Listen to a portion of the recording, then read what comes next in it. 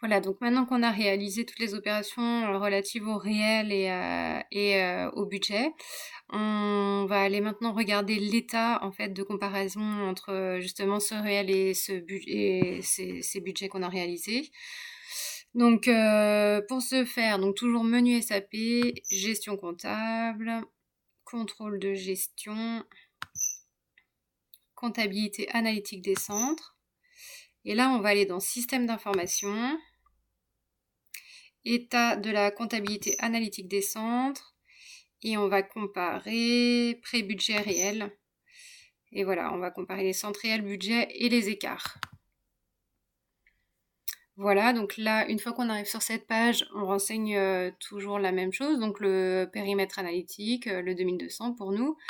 L'exercice, c'est bien le 2018, pour la période de janvier à décembre. La version pré-budget, donc c'est toujours la version 0.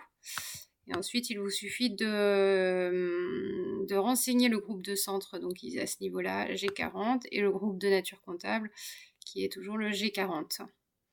Une fois que vous avez rempli tous ces champs, vous pouvez aller exécuter la requête. Voilà. Et là, donc vous arrivez sur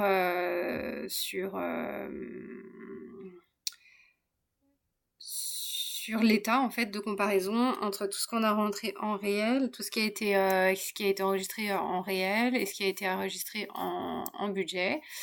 Et une fois arrivé là, donc vous allez pouvoir sélectionner en fait décomposer. Donc il y a un arbre qui vous permet d'affiner votre recherche. Donc là, il va vous afficher l'ensemble des montants par centre de coûts principaux. Donc ça regroupe tous les centres de coûts principaux.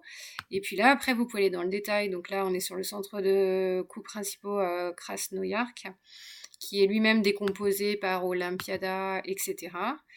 Et donc cette partie-là est très intéressante puisque c'est elle qui va vous permettre de faire le lien avec votre fichier de paramétrage et notamment le PNL qu'on cherche à récupérer à la fin.